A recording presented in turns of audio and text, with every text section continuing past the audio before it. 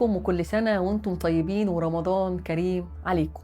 عندنا كام فريندز على الفيسبوك؟ 500 ألف. وكم واحد بنخرج معاهم ونتصور كتير؟ بس السؤال الحقيقي المرعب، لو وقعت في كارثة بجد ولو الدنيا اسودت في وشك وحسيت بخوف ورعب ومحتاج حد يطمنك أو حد يسكت ويسمعك، كم واحد من ال1000 دول هيفضل جنبك؟ العلماء بيقولوا إن الإنسان علشان صحته النفسية تفضل سليمة محتاج شخص واحد بس يكون جنبه أو ملاذ أمان ليه، شخص تقدر تنهار قدامه من غير ما تحس بالكسوف. النهاردة في برنامجنا مراية الصحابة هنتكلم عن اختبار الصداقة الأصعب في التاريخ، لحظة كان فيها حياة أو موت وما كانش فيها غير 2 بس، النبي وصاحبه.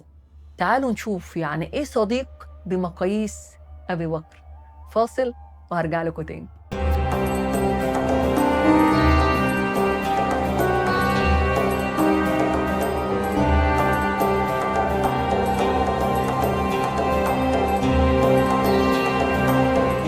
الغار المظلم والعالم كله بيطاردهم علشان يقتلهم، لحظة رعب حقيقي. في اللحظة دي ظهر معدن الصديق، مش بس صاحب طريق، ده كان درع وسند وونس. ليلة الهجرة النبي صلى الله عليه وسلم اختار رفيق واحد بس للرحلة الخطرة دي، اختار أبا بكر. لما وصلوا غار ثور علشان يستخبوا من كفار قريش، أبو بكر عمل تصرف غريب جدا، رفض إن النبي يدخل الأول، فيما معناه قال له لا تدخل حتى أدخل قبلك، فإن كان فيه شيء أصابني دونك. دخل نظف الغار وسد الجحور وفتحات التعابين والعقارب بقطع من توبة، ولما التوب خلص سد آخر فتحة بكعب رجله. تخيلوا التضحية. ولما قعدوا والكفار وصلوا عند باب الغار، أبو بكر ما شافش نفسه، شاف حبيبه. جاله حالة كده خوف على النبي صلى الله عليه وسلم وبكى وقال بصوت مبحوح فيما معناه يا رسول الله لو نظر أحدهم تحت قدميك لرآنا. هنا النبي رد عليه الرد اللي نزل في القرآن وخلد الصداقة دي، كما ذكر في القرآن الكريم إذ يقول لصاحبه لا تحزن إن الله معنا.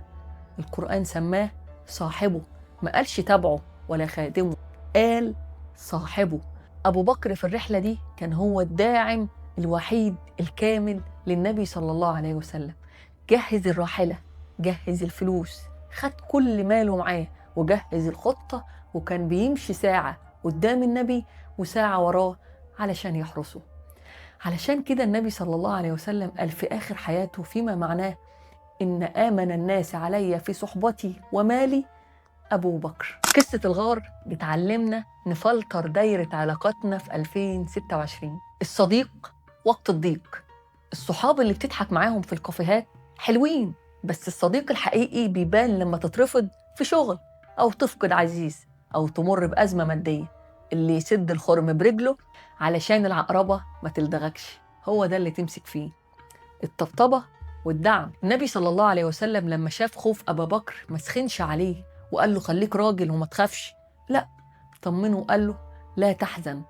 الصديق الصح هو اللي بيحتوي مخاوفك مش بيسف عليها.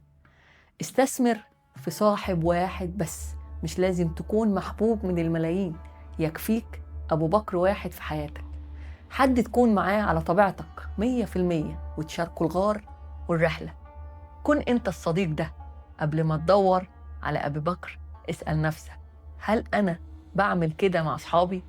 هل أنا موجود وقت زنقتهم ولا موجود بس وقت الستوري والخروج؟ ربنا يرزق كل واحد فينا بصاحب يهون عليه مشقة الطريق، لأن الطريق من غير ونس وحش جدا.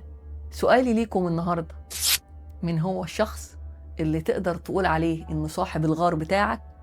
الشخص اللي وقف جنبك في أزمة كنت حاسس إنها نهاية العالم.